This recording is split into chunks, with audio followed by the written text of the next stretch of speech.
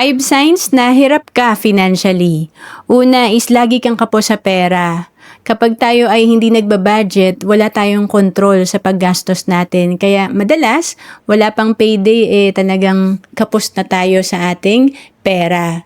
And syempre, mababaon tayo sa utang pag wala tayong kontrol sa ating paghawak ng pera. And pangalawa, hindi ka nakakabayad ng utang. Madalas, yung iba ay talagang nagkakapatong-patong na ang utang dahil laging short.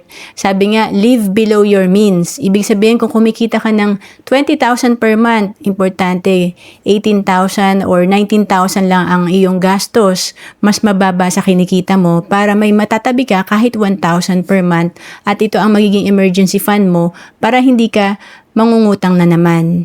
And pangatlo, wala kang ipon at emergency fund. Siyempre, pag wala tayong kontrol sa paghawak ng pera or disiplina, talagang wala tayong maiipon at may stress tayo dahil kailangan na naman natin mangutang pag tayo ay nangailangan ng pera. And pang-apat, sinasayang mo ang spare time mo.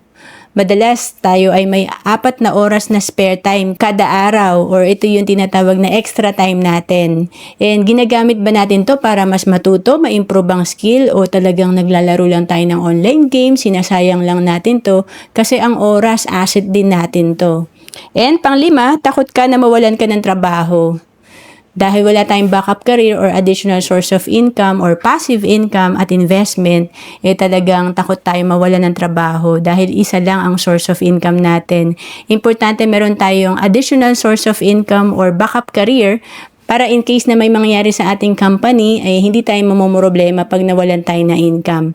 And to know more about savings and investment, message mo lang ako sa Facebook, Roan Celis Capistrano, or email me at roan.capistrano@gmail.com.